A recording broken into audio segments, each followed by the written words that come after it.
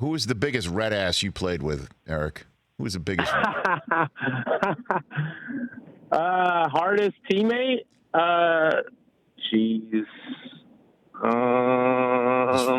Philip's an underrated red ass, right? Isn't Philip?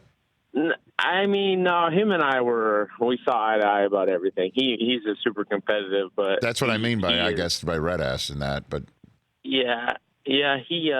I mean, geez, I can go back to like Chris Dillman. I mean, he was as fiery as they come. I mean, there was one time my second year, it was in training camp, and we were doing like an inside run drill, and I was thinking I was all high and mighty, and I came through a gap, kind of like full speed and unannounced, and kind of got through there.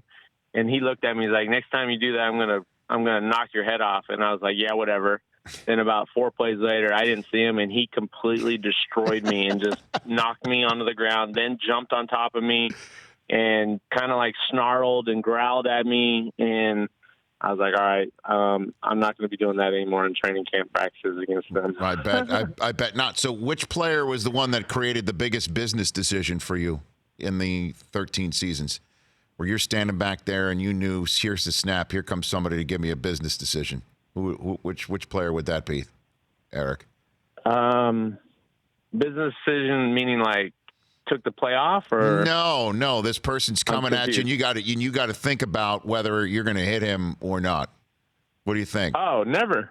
I never did that. I love it. I always threw it in there. Whether I closed my eyes and tackled them is another thing, but never was I scared to not throw it in there and try to make a tackle. So then, I mean, that wasn't about me, but I've missed my share. But which is the one stats have shown, I've made plenty more. Damn straight. Which one's the toughest to tackle then, I guess, would be the way to answer that. Oh, man. I mean, Adrian Peterson in his prime was tough. I mean, even Brandon Jacobs, the Giants in his good run, he was a monster. Man, I mean, everyone is a unique.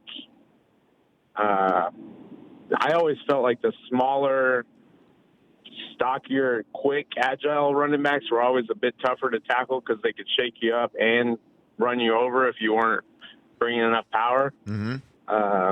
But those two come to mind. Just a little back in the early days. Most recently,